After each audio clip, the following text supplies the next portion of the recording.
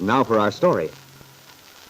Kit Calvert hurried out of the courtroom in Huntsville where her ex-husband, Bill Meade, was suing for custody of the child Kit had taken from Lisa Fenner. Bill believed the baby was his own son. But now, Lisa was in the courtroom, had arrived with Aunt Mary and gone into conference with Judge Willoughby and Bill's attorney. Kit knew very well what would happen next, and she didn't intend to be present when the blow fell. She glanced quickly over her shoulder as she got into her green Lincoln Roadster. No one had seen her. A moment later, she roared out of town on the road to Wakefield. But though she tried to escape the scene which must be taking place back in the courtroom, it was impossible. Her mind churned with chaotic, incoherent thoughts. The road began to blur. She almost missed a sharp turn. Frightened, she pulled off to one side, her head drooping over the steering wheel. I've got to think. Decide what to do. Oh, I can't. I keep seeing Lisa's face. Kit, isn't that your little friend, Lisa Fenner? Yes, Jessie, it's Lisa. It's Lisa Fenner. It's Lisa, Jessie. Yes, it's Lisa. It's Lisa. Go ahead, Lisa. Tell them.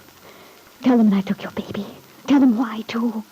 You took mine, didn't you? Well, didn't you? Oh, no, that's a lie. It wasn't Lisa's fault you lost your baby. That's what you told her, but you know it isn't so. You don't have to lie to yourself, Kit. Doesn't matter now anyway. Doesn't matter at all. You didn't want that child, really. Not when you found out about Bill, that it didn't make any difference. He never loved you. Not even in the beginning. You knew that. Nobody ever loved you. Dad, I hate him. When I was little, he didn't want me. He wanted a son. With that, I gave you a grandson, didn't I? But we couldn't hang on to him, could we? They're taking him away. Dad, what'll he do? He'll kill me. I'm afraid of him. When he finds out what a fool he's been. Oh, I'd like to see his face, though. I'd like to see all their faces. Bill goggling. Won't he be surprised? And you thought you were a father. Well, the joke's on you, my friend. The joke's on you. There'll be a 15-minute recess. Lisa and Aunt Mary going with the judge. Well, go ahead, Lisa. Go on. Tell them the whole story. Cry for them, Lisa. Cry as you did when you came to see me. Please, Kit. My baby. Oh, let me have him, Kit, please.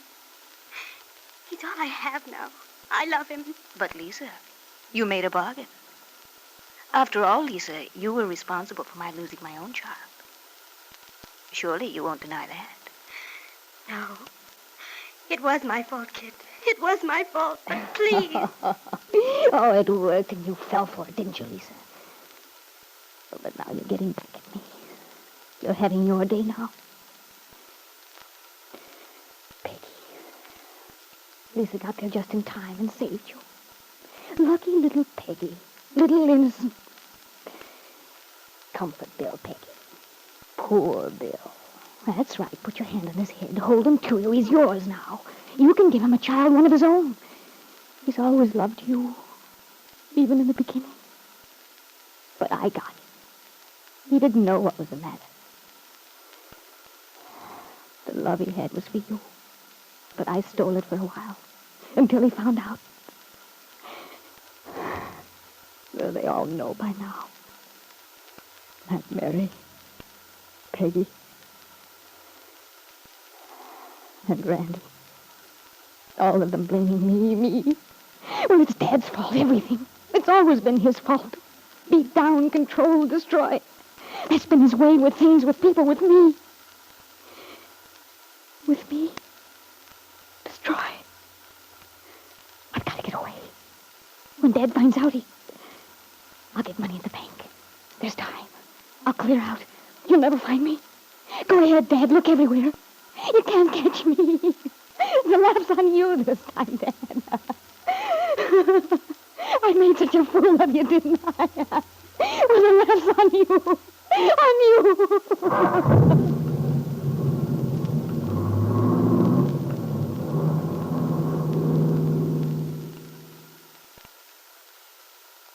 Meanwhile, in the courtroom at Huntsville, the scene Kit had imagined was becoming a reality. Lisa Fenner, on the stand, being questioned by Bill Meade's lawyer, Angus McKillop, has just broken down. Gosh, Lily, I feel sorry for that girl. She's under a terrific strain. Yeah. But why? Maybe I'm a dope, but I can't figure what this is all about. Neither can I, Randy. Exactly. Maybe Lisa knows something about Kit's background.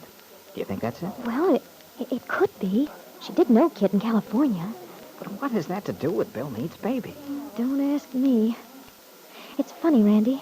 Now I come to think of it, Lisa's always been kind of touchy whenever Kit's name was mentioned. She has? How do you mean?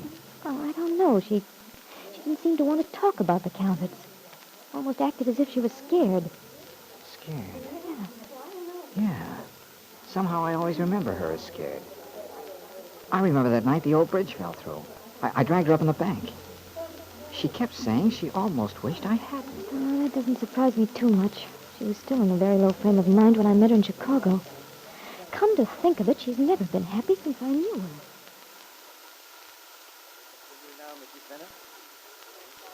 Yes. Yes, I'm all right. Now, before you returned to Chicago, where were you living in California? I was living at Malibu then with Kit Calvert. She was going to have a baby. Go on, Mrs. Fenner. She offered to let me share her house. I see. And you accepted her offer? Yes. There was nothing else. I mean, I was quite alone, and it seemed the best thing to do. Did your husband know you were living in Southern California at that time? Oh, no.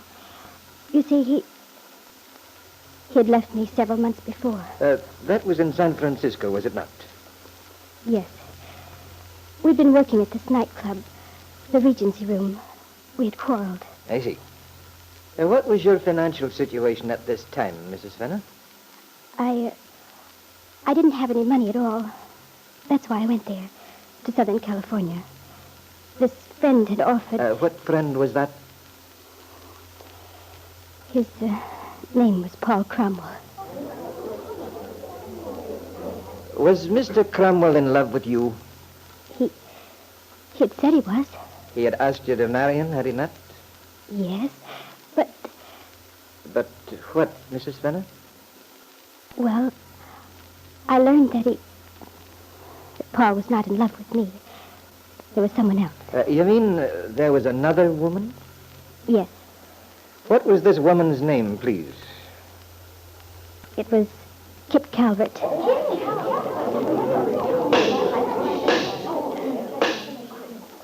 Now, Mrs. Fenner, suppose you tell in your own words what happened after you learned that Miss Calvert and Mr. Cromwell had reached an agreement.